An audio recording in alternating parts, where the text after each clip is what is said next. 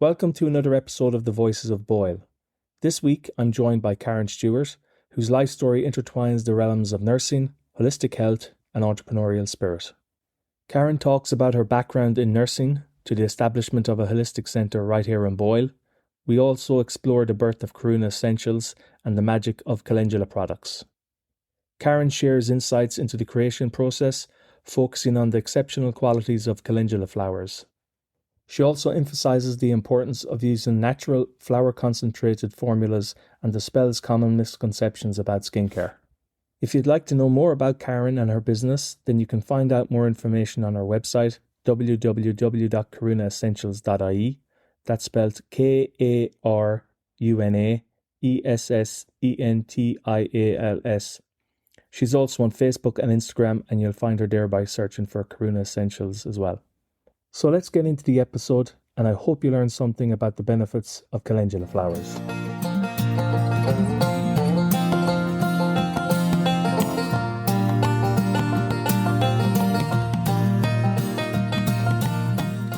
Karen, you're welcome to the Voices of Boyle. Thanks very much for coming along. Great stuff, Carlo. I'm excited.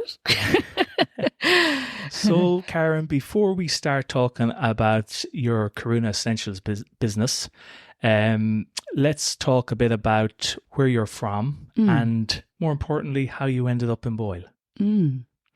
Well, I'm originally a Donegal girl, as you can probably tell from the accent, but I was living in Sligo. I've been longer out of Donegal than in it.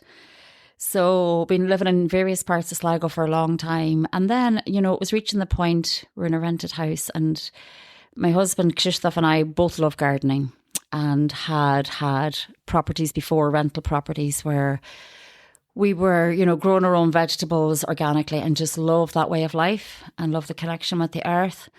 And we really wanted to start digging up the place where we were living. And the landowner was like, no, you can't be at that. So it was really sort of time to look about putting down roots more and maybe investing and buying our own place.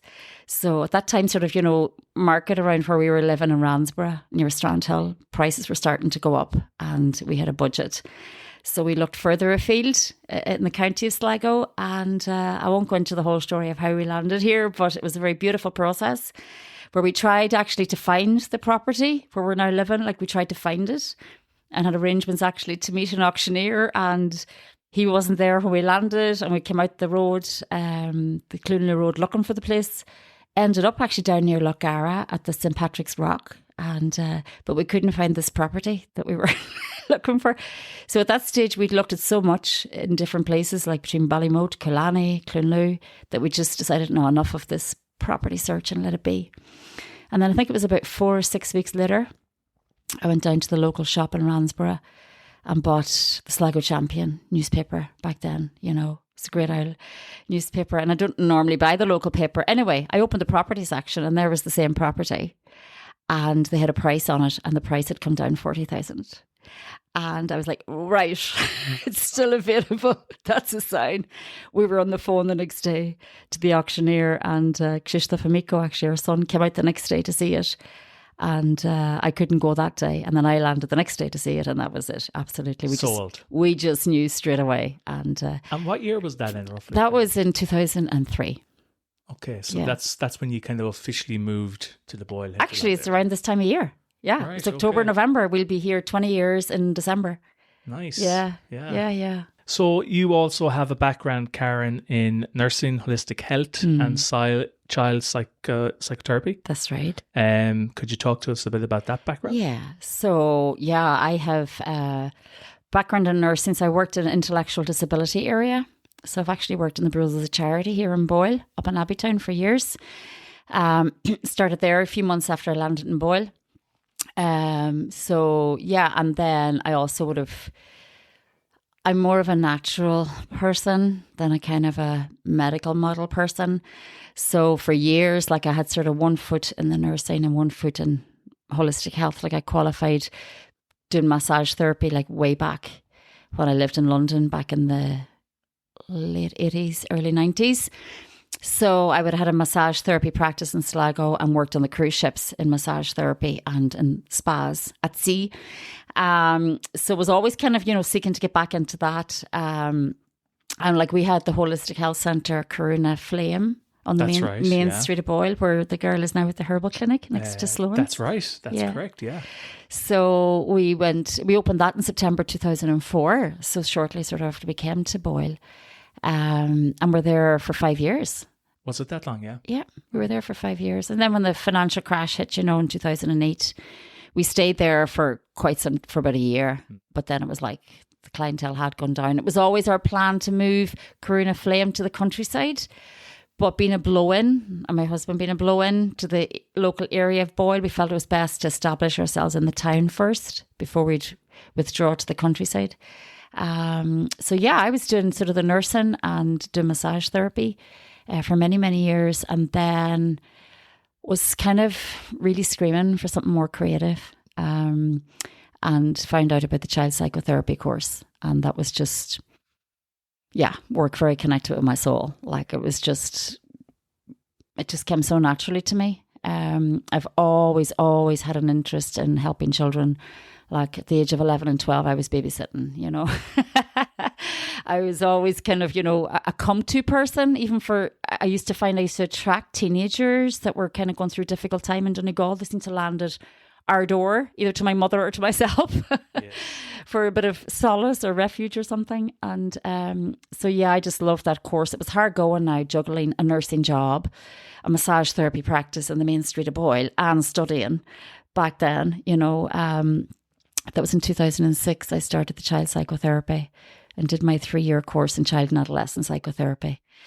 And so then, then it was like 1 foot in the nursing, 1 foot in massage. And I haven't got 3 feet, right? So I've always been that kind of person. It's like, why can't I just be content with one job, But it's just... It's nice to diverse though as well and have different interests and see then what one kind of maybe sticks. Yeah.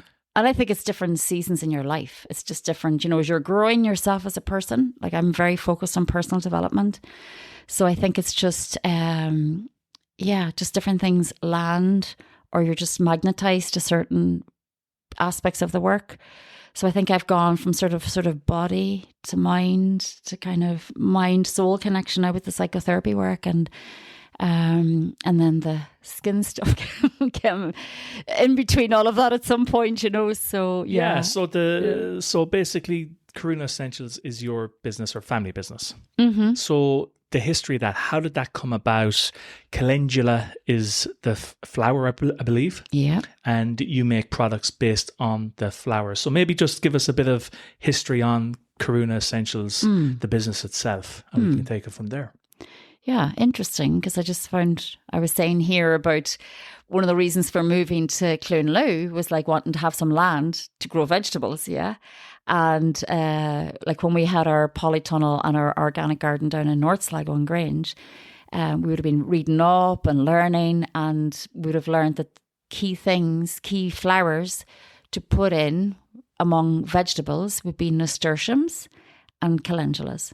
Calendulas, for people that don't know, is also known as the pot marigold. Pot marigold? Yeah, so there's different types of marigolds. It's a popular bedding plant in the summer, but you've got the French marigold, you've got pot marigold. So the pot marigold is the calendula, and so it looks more like an orange daisy, yellow daisy. It looks more like a daisy family than the actual typical marigold. So we would have had them growing in the polytunnel, but of course they produce babies. I mean, this is the beautiful abundance of Mother Earth, as they start to die off, there's a little one that's already tweaking there, So we ended up basically with a lot of calendula flowers in the polytunnel that were lacking space for the vegetables. And Krzysztof was sort of going, I think some of them will have to come out. And I was going, I don't know about that. Let's see if we can do something with it, because they just fill me up. I mean, to go into on a grey, we get a lot of grey days in Ireland, and you go into a polytunnel and you see bright orange sunshine flowers, like it does something to me, just lifts my spirits. And I had remembered back when we had been running a kindergarten when Miko was really small, the group of like-minded parents knew all about calendula and about its magic properties for healing cuts very fast. So we used to put a wee dab of calendula ointment on a little band-aid if any of the kiddies in the kindergarten got hurt, and there you go. That's all sorted. So I was reminded about this calendula ointment that we used to use. So I started to think, God, maybe I could make my own calendula balm or calendula ointment from these petal heads, yeah? So that started a process of a wee bit of research, a wee bit of experimentation, a wee bit of tweaking. And just from day one, got so much amazing feedback from the little pot of calendula balm. Scientifically speaking, do you know about the science of the flower itself? Maybe is it the whole flower that's beneficial? Is it the petals? Is it the petals? The petals. Petal heads. Okay, the petal heads. No, that's sad. I haven't looked into the leaves of the stems, but I mean, the petals can be eaten if you're growing them organically, of course, with no pesticides and insecticides, which we're doing. Yes. It's a salad flower, as is nasturtiums. So anti-inflammatory is the main benefit. So ingredients that are occurring naturally in the petal heads have anti-inflammatory properties. So there's flavonoids and carotenoids, and there's another, I can't pronounce it, starting with a P, another ingredient, chemical compound that occurs naturally that just has a whole far-reaching benefits for the skin. So there's like manganese, carotene and iodine. There's lots of different kind of nutrients in it as well that contribute and help the cells of the skin rapidly regenerate. So that's why it's gotten such renowned, it's so well known for its ability to heal very fast, to heal, grazes, cuts and that kind of thing. And also for anti-aging if it's a rapid cell regeneration. 100%. Right. 100%. I mean, I get emails often from formulators and people running courses to help people make their own cosmetics, and actually more and more recently I'm getting emails about, including the healing botanical of calendula in your formulations. And I'm going, well, I've been doing that since I started. Do you know what I mean? Because it's a no-brainer. It's just an amazing anti-aging component because exactly like you said, Carlo, because of this rapid cell regeneration. Right. Okay. And it's, Interesting. And so when did you first and it's also an antioxidant. Right, because I think the flavonoids would be an antioxidant. Antioxidant potential. So we all know about the benefits of antioxidants to combat free radicals. Yeah. Of course. That's a big one, obviously. Yeah. So how did you become interested? Was it because you saw the calendula flower growing in amongst your vegetables and you said to Christoph that you'd like to maybe do something rather than just picking them out and getting rid of them? Was that where the kind of interest came to look into it further? Yeah. Right. And it was also part of a creative process. I would have considered myself not a very creative person growing up. And I had a block thinking I wasn't very creative. I think there's this notion of creativity if you're not artistic, as in you can't draw a picture. This is kind of the conditioning from childhood. So I couldn't draw to save my life. If I was to draw a picture here, it would look like a 3-year-old's drawing, So I had this block around creativity. And during my course in child psychotherapy, I healed a lot of that. And I was reading a book called The Artist's Way by Julian Cameron. And it's about kind of, artistic recovery. And there's this technique known as the morning pages. It's like journaling, but it's showing up every morning and just like a stream of consciousness, flow, just write 3 pages. And I love writing when there's no pressure on me to write, when it's just free flow. Morning pages is huge for that. Yeah. So it was actually through the morning pages that it actually started showing up, that to make this calendula balm. Oh, that's where it came from? Yeah, pretty much. As I was writing, it was like this inspired. I feel it was might sound like a cliche, divinely inspired, but it was it was coming from some sort of connection that I had with myself that this is something to do. And I got brave to go down to a local car boot sale in Clunloo, outside the church there, and I had one little batch, I think it was 9 pots, little small 30ml pots, and I had sold a lot on the day. And there was loads of wonderful women down at that car boot sale, and there was some of them were saying there was a health talk up in Gertching. They wanted Chris and myself to go up and deliver some talk. So I made another batch for that and I sold a lot up there. And then I was giving it out just to family and friends, you know, and it was, back then it was called just Essential Calendula Balm. And the word essential because I wholeheartedly felt this was an essential household product because it's great for burns, for first aid application, you know, cuts, bruises, bumps, midgy itch, nettle stings, you know, anything like, you know, eczema, stuff like that. Yeah. But even just as a household, item to have in your first aid box. So I called it Essential Calendula Balm. And then I got very brave one day and I phoned a shop over in Westport, like, do it somewhere else, not in your own hometown kind of thing, you know. And there was this health food shop that I used to often, if I was over in Westport, my dentist was over in Westport back then. And I really liked this shop lying in Westport. And I just picked up the phone and I rang this woman. I says, I've got this product. And I just told her, and she says, oh yeah, I'll have 12-year small and 12-year large. And I was just like blown away. I was like, oh gosh, this is... So she was probably my first stockist and she's still stocking it. And, really? Yeah. And how long ago was that since when you first started selling the product? Gosh, I'd say that was probably 2014, I'd say. 2013 or 2014, because I know it was long before my mum passed away, God rest her. And that was like...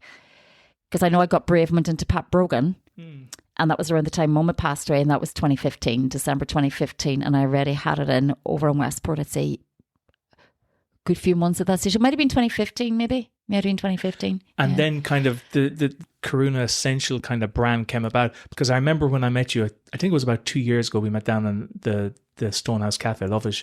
And you were talking about you were trying to maybe get this brand up and running again. Was that related to, was that the calendula you were talking about specifically there? Right. Okay. Yeah. So that's great to see that it went from back then, because you were kind of uncertain in Paris, but you were thinking, I just got to do it. You were saying that to me. I remember that day now, Karen. Yeah. I remember that day we had coffee. We did. And we had a chat about that. That's right. Yeah. You see, this is the thing. I used to get embarrassed when people asked me, how long are you doing this?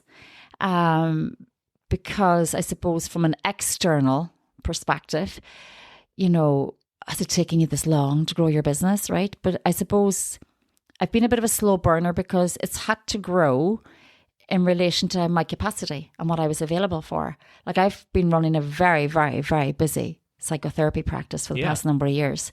I'm also supervising other therapists and I've been doing teaching, like training, you know, in that line. And for me, it was a no-brainer. Like if there's a lot of children and parents needing support with their children and teenagers, that's my first call of duty. So, you know, it's hard to kind of keep two things going.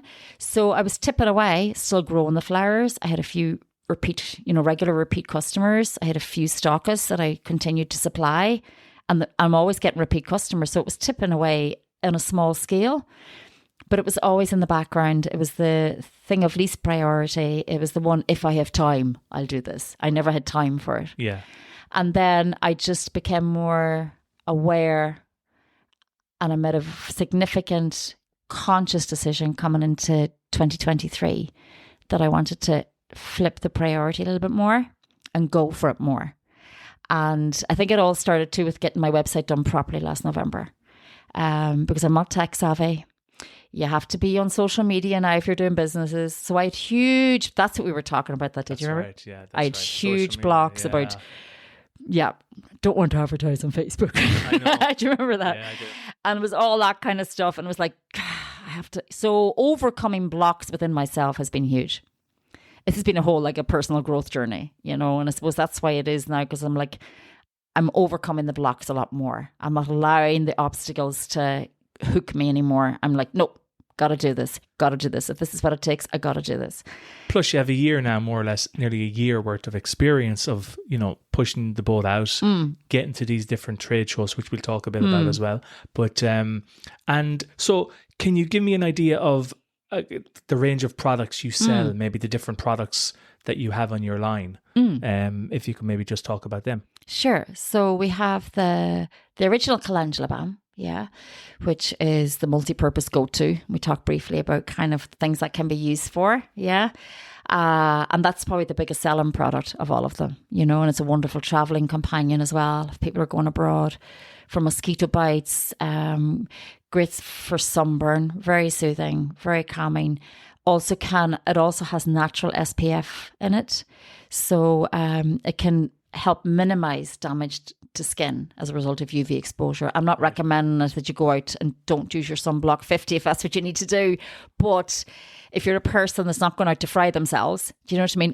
That's what myself and my husband would use. You know, we'd put it on arms, face, everywhere. I might put a bit stronger stuff on the face if I'm going exposing my face or if I'm not wearing a sun hat. But for arms, legs and stuff like that, that's what we tend to use. And then I have a baby balm, which is the same wonderful formulation as the calendula balm, but specifically marketed because we know that it's brilliant for things like nappy rash and stinging rash from teething, from dribbling and all of that. So getting into the baby market now a bit more. And I have the Doula Association of Ireland very interested in the baby products. So we do the baby balm and we do calendula oil, which is the first product. The calendula oil goes into everything else that I'm making. Yeah. So the calendula oil also would have lots of different applications. Say if you don't want to use a balm, you want an oil instead. For people that maybe have psoriasis on the scalp, Cradle Cap for babies, wonderful just on the face at night, you know, for that antioxidant. Moisturizer, anti-aging, you know, also brilliant for teething, you know, to massage. Actually, I know a member of my family thought he had an abscess on his tooth and he was going abroad on holidays. I said, oh, you want to get that sorted, darling, before you go? And I just jokingly came over, and actually it was actually one of my little teething oils, but I just said, here, try this. But essentially the calendula oil. And I got him a WhatsApp message the next day. He says, don't know what was in that bottle. Must have been magic. I think he put it on 3 or 4 times and actually it was gone down. So it wasn't actually an abscess he had. We looked at it, you know, but his gum had been, it was total raised. Like an infection. Red area. It was completely sore and it was sore. And see, the calendula oil is so anti-inflammatory. So that sorted that. So we have the calendula oil, the baby balm, the calendula balm. And then I do a range of lovely, for men and women, a gorgeous moisturizing face cream full of antioxidant potential, full of calendula oil as well for the rapid regeneration of cells, anti-aging, and very moisturizing but very soothing. Like when I show up at markets, a lot of people say to me, oh, my skin is so sensitive, I have to be so careful what I put on my skin. That's why the Korean Essentials range is so brilliant, because calendula is renowned for calming and soothing. And as I say, if it's safe enough for a baby's delicate skin, it's safe enough for you.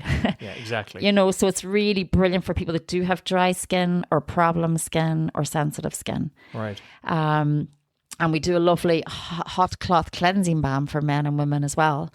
So that's a lovely way for a soap-free solution for washing your face. Castor oil is enjoying a whole, I believe on TikTok, everyone's going mad about castor oil. It helps with hair growth, and it's an amazing product for hair, skin and body. So I didn't know that it's having a whole new revamp up there in the social media. I've been using sort of castor oil in my hot cloth cleansing balm since the start of making it. And with cocoa butter and calendula oil. So essentially it's harnessing emollient properties and wonderful properties of natural oils and butters, and just massaging, you know, maybe a pea-sized amount onto the skin and removing it then with a hot face flannel. And it leaves the skin feeling so blissfully soft. But it is actually fantastic for people that would have acne or, you know, problem skin. And then somebody might say, but surely you wouldn't use a oily balm kind of a product for, you know. Actually, castor oil is really low on what they call the homogenetic scale. That's a scale that sort of measures a product's capacity to clog pores. Castor oil is very low on that. So it won't actually clog pores. And I've had actually the calendula balm when I was marketing it for cyclists as a chamois cream. And I had given some samples out to various cyclists in different cycling groups around the country. I get a WhatsApp from a guy in Dublin saying, I was given this, you know, from John, for me to try, on the bike, but my daughter robbed it and she's finding it great with her acne. Can I buy a pot, please? Brilliant. You know, so you wouldn't think it. You'd think you have to avoid all those, but you see, it's the healing properties of the calendula. And people are probably finding out their own uses for it as well. maybe using it as a chamois for cycling, then they probably think, worked at that. Maybe if I got a bit of a scratch or a burn, apply a bit topically on it and it probably heals it up. Yeah. And did you find, Karen, that you had to educate potential customers on calendula, or did you find that people knew about it already and they were like, oh yeah, I know what that is, I'd like some of that? Or did you have to maybe give them a little pep talk, if you like? Bit of both. Yeah, okay. More the latter. Right. You'd find at the market stalls, the Germans and the Americans would be very familiar with calendula.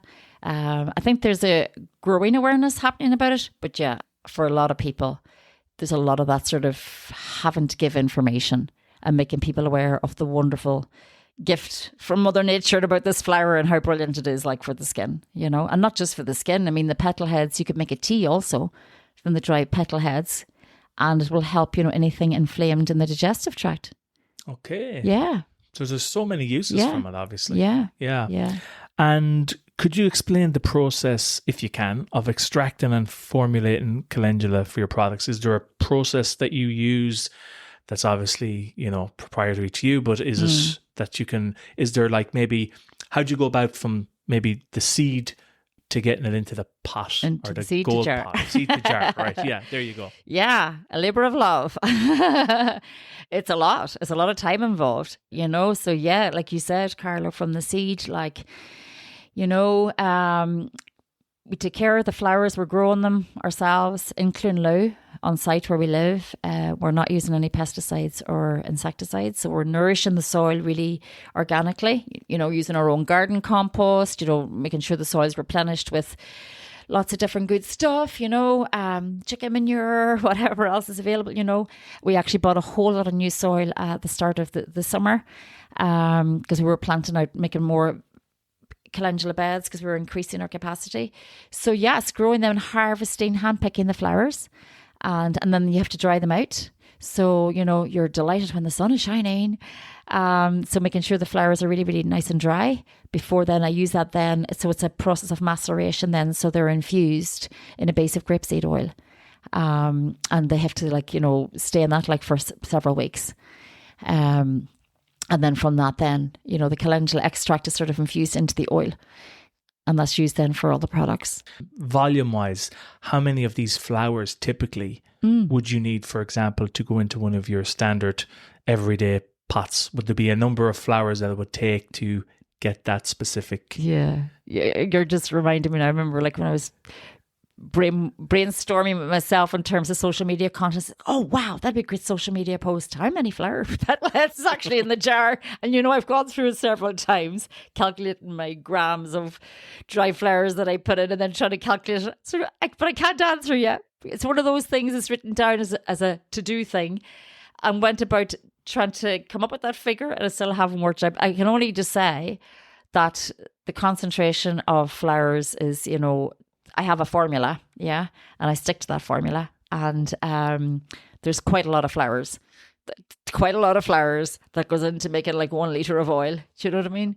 It's but I haven't got that exact figure of how many petal heads would be in one jar. Yeah. No, I just thought there might be a magic number or something. And obviously then for your products, Karen, I presume you have a cosmetic safety data report. Is that like essential? Yeah, absolutely. Well, legally it's essential, but also for customer, you know, you want to give some, what's the word I'm looking for? Assurance? Yes, of course. 100%. And it's very validating for yourself as well. You know what I mean? Oh yeah, 100%. And was that difficult? Cosmetic safety data reports. I mean, again, it would have been one of those things, you know, it's like not a block, but it's just like, oh, I've got to do this, you know, and it's like, it's time consuming because you have to provide material safety data sheets. You're learning about inky names and, you know, but I actually enjoyed the process, and I'm so much more, when I bring out a new product now, it's so much more easy for me to do that, having gone through the process several years ago of getting the main, you know, the original products done.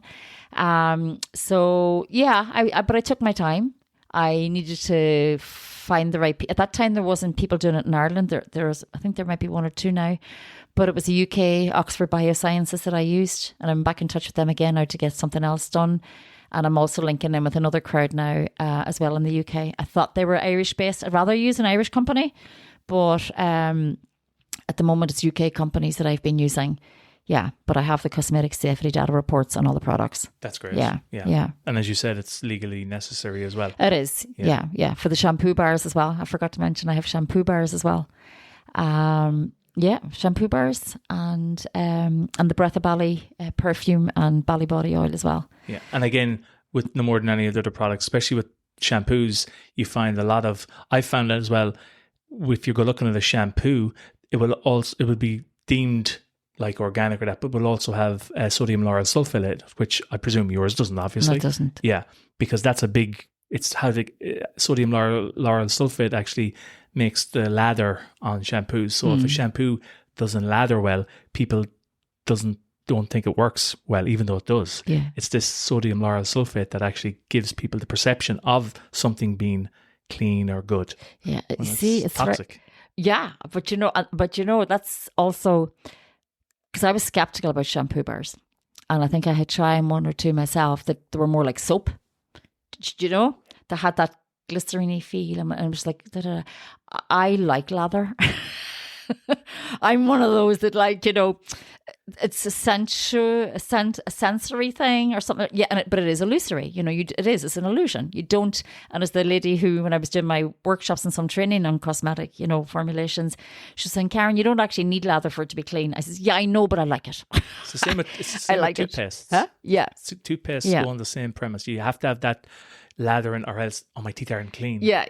I know it is an ocean. Yeah. It is an ocean, 100%. Because bread soda cleans your teeth amazing, right? And it's not lathering.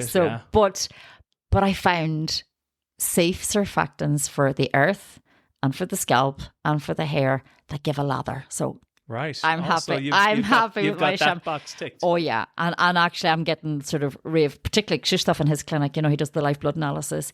He is amazing for promoting the shampoo bars. He's got so many men that are just constantly coming back for my shampoo bars. They're using them as hand soaps as well. Now, I know it might be a bit of an expensive hand soap, but you see, it can be used in the body. Of course. So he would see people with skin problems, and Krzysztof was getting them to switch from whatever they're using to Karuna Essentials shampoo bars, and their skin is phenomenally healing. Yeah. And they're using the balm as well, the two-pronged approach. Yeah. But the surfactants are like, and there's also, I have a lot of natural good stuff in there. So I have a lot of coconut stuff, like stuff that you might find in your kitchen, like coconut flour, coconut milk powder, coconut oil, in my white shampoo bars, my ones for normal dry hair. And then in my green shampoo bar, which I absolutely love, which would be more for oily, fine hair, or for people who've got dandruff. Like I've got your old wives' tales, lemon juice. I've lemon juice in there. I've sea salt in there, I've green clay in there. I've nettle powder in there. And it's so earthy. Anybody who's into kind of that earthy forest herbal smells, which is love the green shampoo bar. But a lot of these men are actually, and I've seen pictures, and I've seen one particular guy's hands at the start, all flaking, dry, yeah.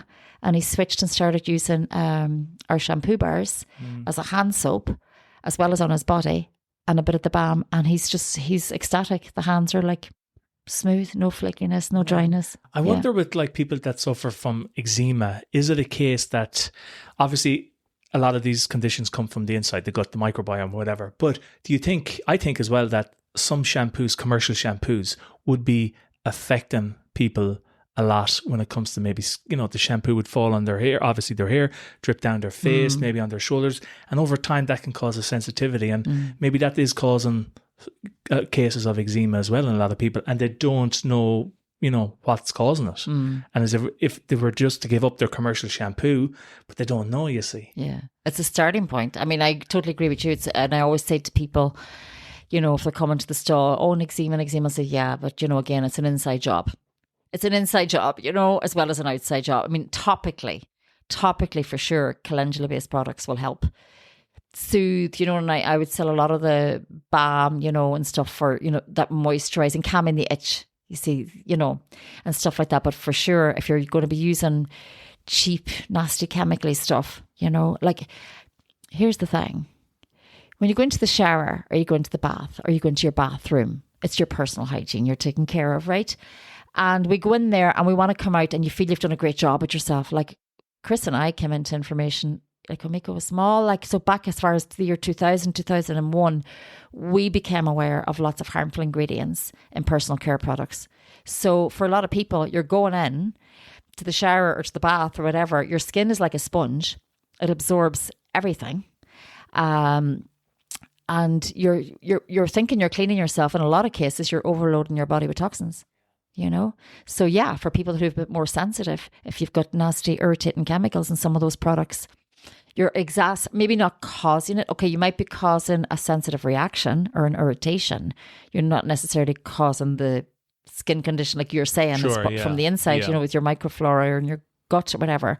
But you're definitely probably going to exacerbate the condition. Yeah. And so do you take care of everything, like packaging?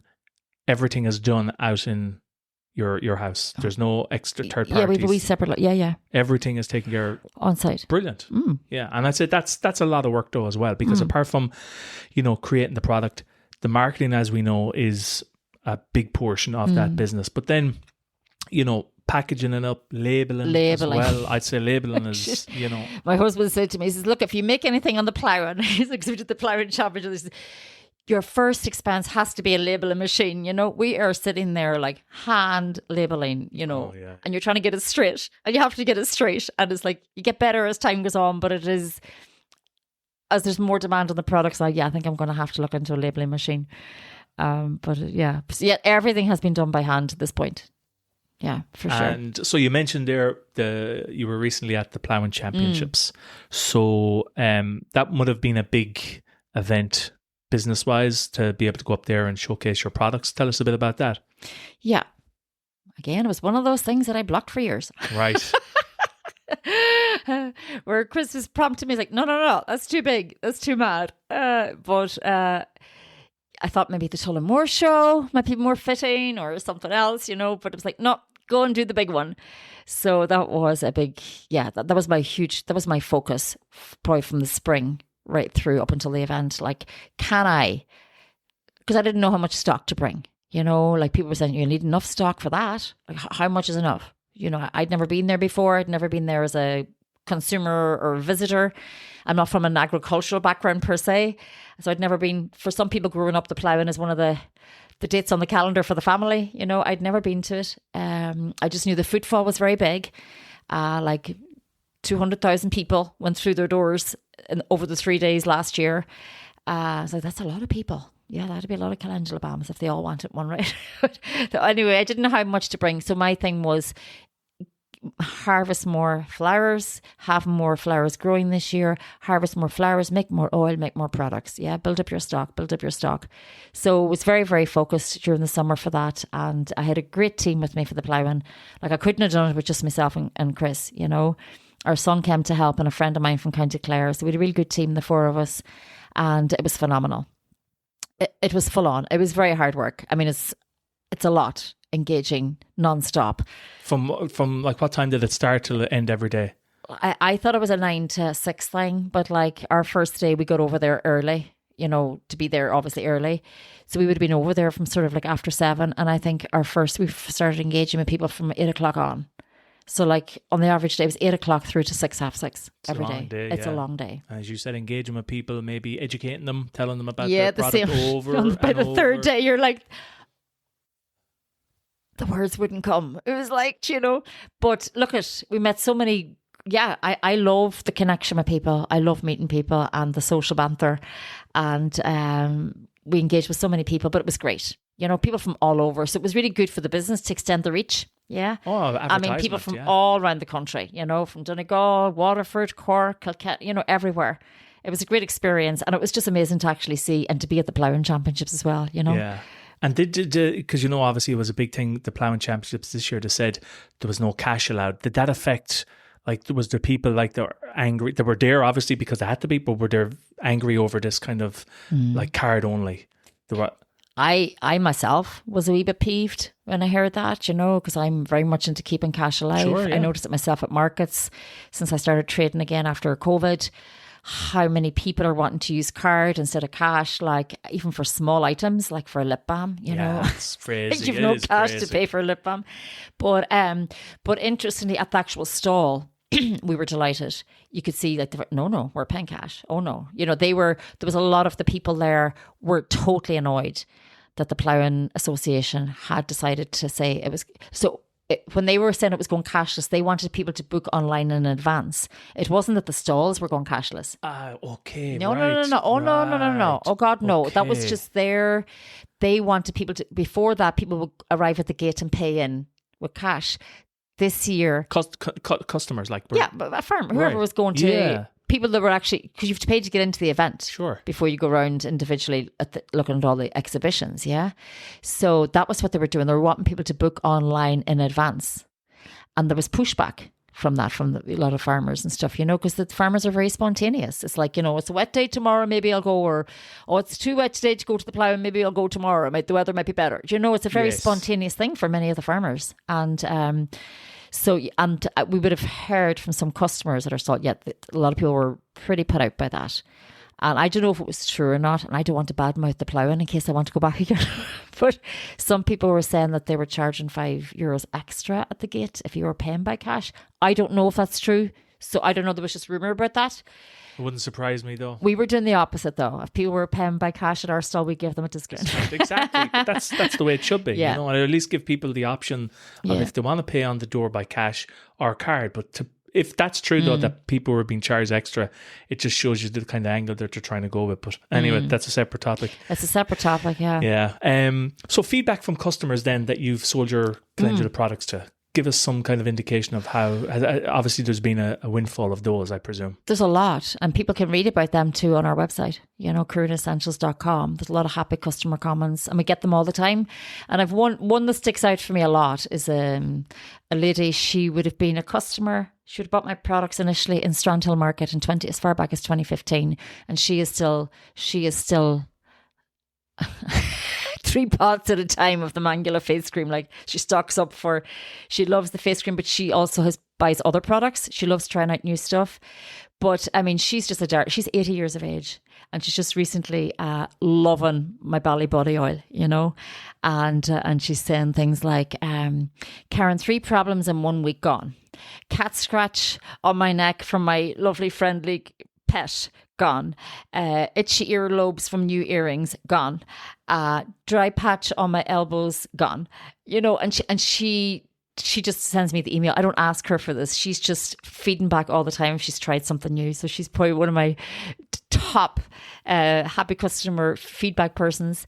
But there's loads. Oh yeah, from parents of babies, wouldn't be without the baby balm. Yeah. People that have used the calendula balm, baby balm, on teething rashes, the mums will come back and tell you.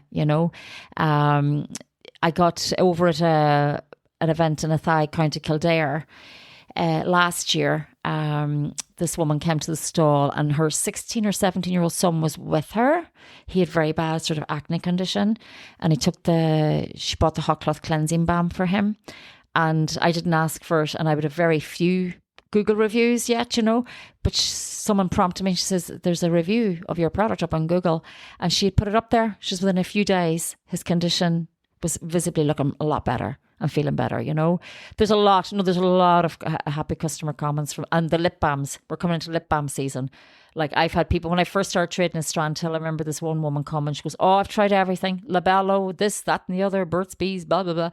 I said, "Sure, go on, give it a try." And she used to then, I kept coming back for more because of the calendula in the lip balms. It'll actually heal chapped lips, the driest of lips, and even cold sores. Oh, okay. Yeah, cold sores, yeah. right. So you can get away with having a little. So it has antimicrobial benefits too. Antifungal, yeah. Great. I mean, I don't speak too loud about that. Yeah, sure. Because you have to make. Here's the thing: natural products aren't allowed to make big claims. Even though you can go on internet and you'll see 84 or plus studies on calendula. People have researched this product, this healing botanical, So apart from my cosmetic safety data reports to say the products are safe, if people want to learn more information about calendula, they can. You'll find loads of different peer-reviewed studies about calendula. But I'm actually on the way of myself now to get my own calendula balm and calendula oil tested in a laboratory here in Ireland. Ah, great. For things like antioxidant potential. And then you will be able to state. So then I'll be able to make claims. Right. About Karen Essentials products. Because you won't be upsetting any pharmaceutical boys then. Or the Irish Medicines Board. Yes. So yeah. But there's loads of happy customers, and that's, I suppose, when you're getting that validation and you're getting that feedback, like there's something very personally satisfying that you've created this product. I mean, I don't take claim for Mother Nature. Sure, of okay, course. I'm just the conduit. Yeah, this is the gift of the natural healing in the flowers.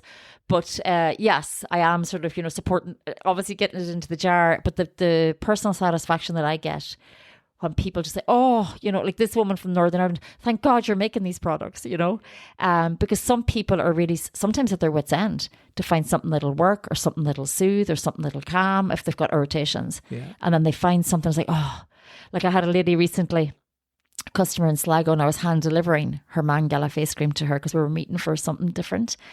And she says, I was just scraping the bottom of the jar, like, she says, I'm so glad and I'm so happy to be paying for this. And she says, heaven in a jar is how she described it, And it's great though, because I always like hearing people try an alternative or a natural method for something as simple as burns or little scrapes, because I keep saying this all the time on these episodes when it comes up, but people are just quick to rush down for everything to a GP. Now, we need them for obviously stuff, but we don't need GPs for everything.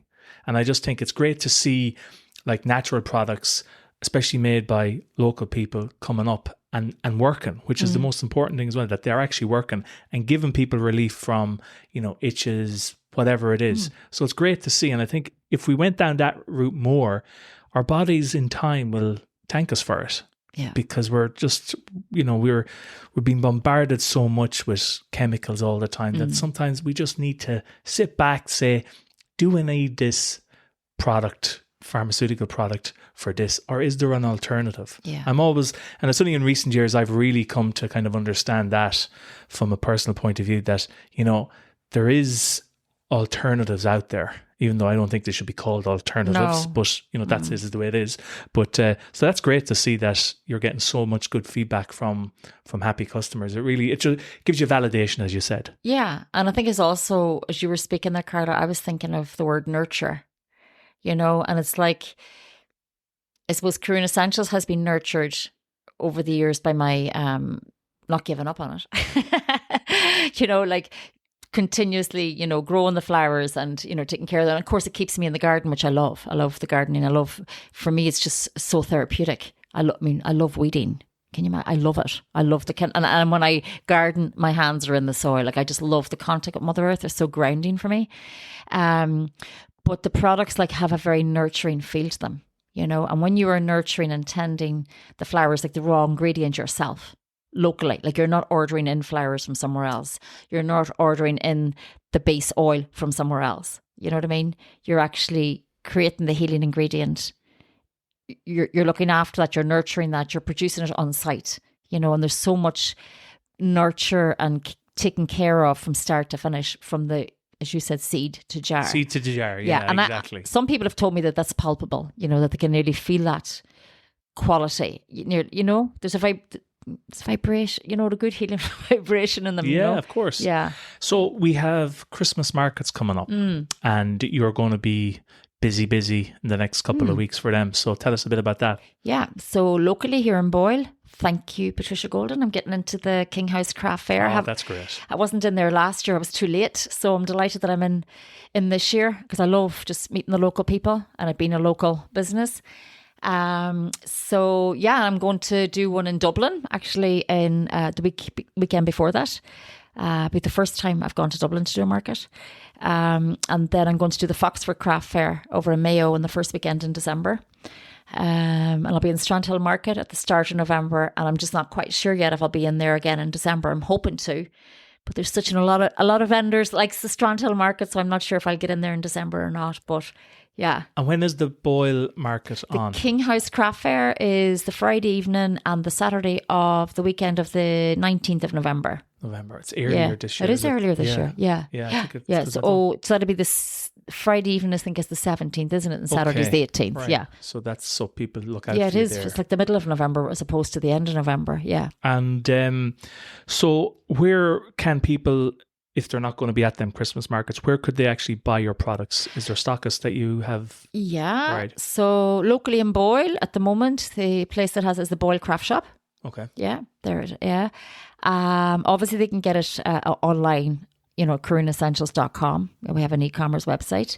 And it's in various places in Sligo. So I'm not sure how far out the reach this podcast goes, or You'd have people in Sligo would listening to it. Yeah, You would, yeah. Okay, so in Sligo, it's in All Things Natural. So there's a lovely shop there, Edel Burke. Now she's moved. She was at Market Cross. She's now moved to a lovely shop there in Wine Street Car Park next to Naval Ireland. So she has my whole range. Higgins Pharmacy at Market Cross stocks my calendula balm and baby balm. And Horan's Health Store at the top of O'Connell Street has the baby balm and calendula balm as well. So that's kind of Sligo and Boyle. Russ Inver, the Organic Centre in Leitrim. And I've just been given a heads up at a Women in Business Enterprise evening last week, where else because I'd like to get it into more places in Leitrim. And I'd like to get it into more places in Boyle maybe, I've got some ideas, but I'm not going to share them just yet because I have to follow through on something. But at the moment in the Boyle Craft Shop. And can they buy directly through your website? Yeah. Okay. Yeah. And that is Karuna Essentials, Karuna Essentials.com. That's right. Perfect. Yeah. And so you mentioned at the start, Karen, that doing this kind of business is great for personal development for you. So you've really kind of found your own way in this. So can you just... It's taken a while. Yeah. Work in progress. So like I was saying sort of at the start of the chat, I'd be a great one for blocking myself, procrastinating, thinking, oh, that's too complicated, or I'm not skilled in that, or I can't do social media, or that's a lot of paperwork. Great example is, for example, I link in with the Sligo, because I'm in Clunlew's in County Sligo, even though Boyle's our main town, people get confused there. So it's the Sligo Women in Business Network and the Sligo Leo local enterprise that I'd hook in with if I'm looking for some supports or whatever. And there was when I was going doing the ploughing, I just happened to send an email to local enterprise in Sligo to see if they would actually support or fund, because the stall was really, really expensive to exhibit there. And so whilst they don't do that, they give me an opportunity to apply to become the business that might get the one spot that they had for the county. They have an enterprise village at the ploughing. So basically there's one business, I think, from each county gets to exhibit, and they would fund then half of it or whatever. But see, straight away, that'll be paperwork. That'll be an application form, So back in the past, I would completely just have blocked that whole process. I would I can't do it. I won't know the language, and this year I overcame that. So I didn't get that place, but I was going anyway. You know what I mean? I had a place secured at the plough, and I was prepared to pay for it myself, but I overcame the block and filled out the form. Yeah. And so it's this constant coming out of my comfort zone and personal development in sort of, feeling justified, feeling that, okay, so this is a small rural business now, but feeling you are as deserving as anybody else to ask for something, to seek support, to go and speak to somebody, that, he's a big businessman. You know what I mean? Sure. Just putting yourself out there and not playing small mouse anymore. So from that perspective, I suppose it's been good. And developing skills even the whole social media and technology pieces, I've got a lot more savvy with it now, and just not having the same block about it. I've worked through kind of my issues with it. I still hold my values, and there's certain boundaries one has to put around social media, whether it's the time you spend on the phone or in terms of how much of your privacy or your private space you show on camera, whatever. But I've overcome things like before, way back when I had a friend, maybe was going to put up a Facebook page for me, and she'd ask me, okay, so I need you to write 100 words on about you, block. She might get it in 3 months' time, Whereas now, I have a lady that helps me a little bit with reels and stuff, but if she wants something or I need this to photograph, okay, and she has it that evening or the next day. I don't allow the time lapse to happen. I'm on it. You do. I'm on it. So that's that's taken a huge, it doesn't sound like much, but it's been actually, for me to witness that change in myself is pretty big. That's great. Yeah, you know. And if there was anyone else out there, Karen, that was thinking of setting up a small business in whatever field they're in, would you have any advice for them based on what you've gone through just with the Karuna Essentials project? Any advice for those people on what they should take on board? Yeah, the first thing is the words that's coming is just do it. That's easier said than done. I think one of the things that has stood to me and that has helped me become, I suppose, as successful as where I am right now with the whole thing is I did something every day. So it was taking one step every day. So whether it was making a phone call to a shop or whether it was just ordering those 12 more jars, you know, whether it was, you know, looking up something. If I had just, you know, I might have a to-do list, but if I was doing one thing even off that list that I was every day to advance the project, you know, that's what I would suggest, you know. So what's the next step that you can take to bringing it a little bit closer? Don't be thinking of, you know, it's a bit like A to a Z. Some people need to be at a Z, you know, but you have to go to B and C and D and E before you get to a Z, you know, and also not to give yourself, because I would be my own best or worst, whichever way you want to look at it, wherever your perception is, I'd be my best critic. And sometimes we can always look at the things, like even recently I was on Ocean FM, you know, and some people were saying to me, you did a great interview, but I had already gone down the rabbit hole of like, oh, I should have did this. I didn't get to say this, you know, and I didn't look at all the things that I did well. So I would say to those people that are thinking about doing something, look what you've already done and where you are now, and tap into your strengths. What are your strengths? Identify them first and foremost. How can you harness that? You know, and when those doubts come in and I'm not good enough, I don't deserve, whatever, you just have to stop. Just stop that chatter, you know, be curious about it, but just stop it because it's not going to serve you. And look at all the achievements so far, or the things that kind of have got you to where you are already. Even the fact that you're thinking about setting up a business, or even the fact that you're thinking about maybe doing something on that, that's a good start. That's a bit of positivity. Just take the next step. Yeah. Yeah. And before we wrap it up, Karen, we've touched on a lot of different topics related to the business and that. Is there anything that I haven't touched on or that you would like to maybe talk about? Maybe just one last thing. Absolutely. What's in a name? Okay. So I suppose I mentioned there about my very first little pots of gold, the calendula balm, used to be called Essential Calendula Balm, because I felt that, you know, there could be a household essential. So where the name Karuna Essentials then came from, Karuna, we had the business Karuna Flame, and we still have the Karuna Flame Holistic Health Centre. So it just felt good to keep that and to marry the two together. So Karuna Essentials, and Karuna is actually ancient Sanskrit name for compassion. Okay. So it's this kind of compassion and essential, and it's like this, I feel the Karuna Essentials range, it is all about nurture. It's about nature meeting nurture, and it's a real invitation.